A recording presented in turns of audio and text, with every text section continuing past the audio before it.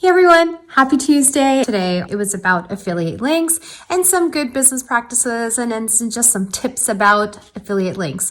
And most of them are legal related, but some of them are not. And there's just business related. The number one tip is though, make sure it's a good fit. Make sure you've done your research and that the brand that you are also connecting your brand to is somebody that you want to be connected to. Their reputation is so awesome that your reputation is just going to fly with them also. And so make sure it's a good fit like that, but then also that it's a brand that resonates with your company and your business and the kind of ideal client that you serve and also the kind of business that you do and the other products that you are promoting as well. So it just has to be an overall good fit. Now, second one is always have a contract. Always have a contract with the brand.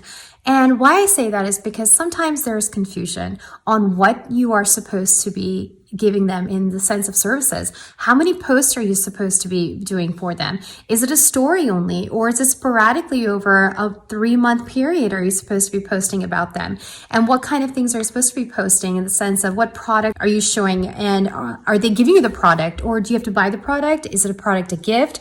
Is it only given to you for a time period? But make sure those details of that relationship are laid out in writing somewhere. So make sure you have it in writing and make sure it's a contract between you and the brand. Because that way you also know how much they're paying you and when they're paying you. So that's really important because I know a lot of contracts are out, like they pay after 60 days or 90 days. And if that just doesn't work for you, then don't be afraid to negotiate also. I know that seems overwhelming and that can be scary. I get it because even for my personal self, that can get scary. But don't be scared because at the end of the day, you are providing them this amazing service and that's why they're coming to you, or that's why they're even having a conversation with you. So don't be afraid for that. One more thing is that if you do have a middle person in between you and the brand, make sure you have a contract with that third party, but then also that you have something in writing with the brand that you're working with, regardless of whether or not you have a contract with the third party. Now, third tip is that anytime you're working with a brand, and that they're giving you some sort of compensation, whether it's a free compensation or whether it's just for a period of time and then they ask you to give it back or whatever, you have to show and let everybody know, because it's your obligation, your legal obligation to let everybody know that it is a sponsored post or it's an ad. So make sure you put that in there. It needs to be obvious and it needs to be apparent and it can't be hidden somewhere. So just make it obvious, make it apparent.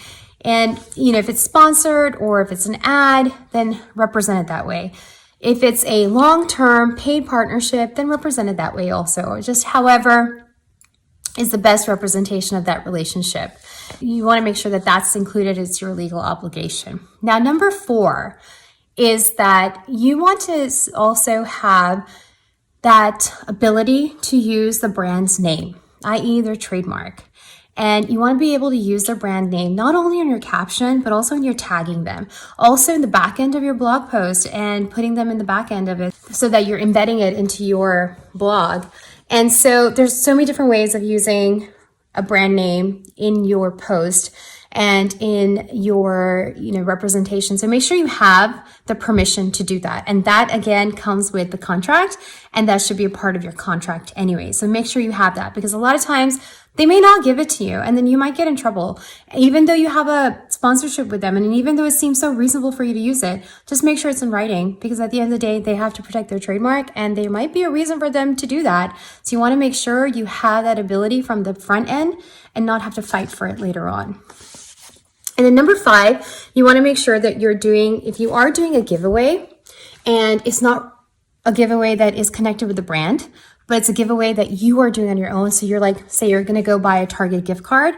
You want to make sure that you write in that caption a disclaimer that Target's not a part of this and neither is Instagram or any other platform that you're, posting this gift card to.